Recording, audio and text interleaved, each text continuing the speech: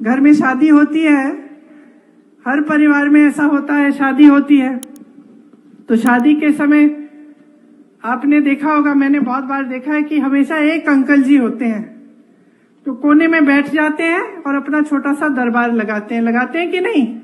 होते हैं ना।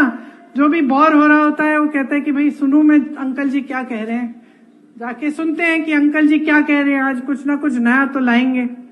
और अंकल जी सबको अपना ज्ञान देते रहते हैं, देते हैं कि नहीं, है ना?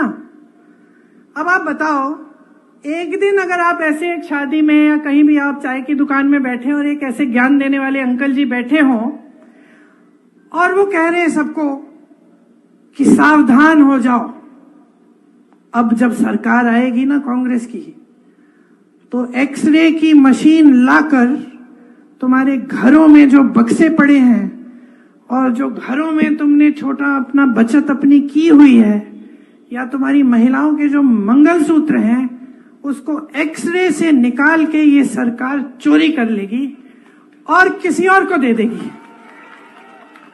हंस रहे हो ना?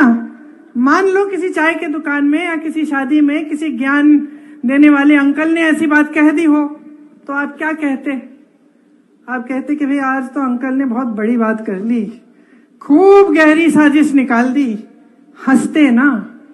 हंसते कि नहीं हंसते? आप कहते हैं कि क्या बकवास कर रहे हैं यार अंकल, कुछ नया सोचो। अब देश की परिस्थिति ये हो गई है कि उसी तरह से देश के सबसे बड़े प्रधानमंत्री जी जो सबसे बड़ा पद ले रखे हैं देश में, जिनके पास सबसे ज्यादा सत्ता है, उस पद की गरिमा को, उस पद की गंभीरता को आधार बनाकर ऐसी बकवास की बातें आपके सामने चुनौती। तो वो सोच रहे हैं क्योंकि प्रधानमंत्री हैं, क्योंकि पद है, क्योंकि पद की गंभीरता है, वो सोच रहे हैं कि मैं ऐसे ही फिजूल की बातें करूंगा और पब्लिक सोचेगी कि ये सच है। ये सच हो सकता है?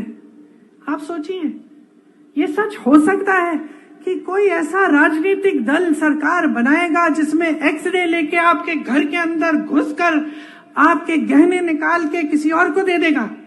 ये सच हो सकता है? अरे क्या इनको समस्या हो गई है हमारे न्याय पत्र से? क्या समस्या हो गई है? हम न्याय कह रहे हैं इसलिए, हम न्याय दिलवाएंगे इसलिए।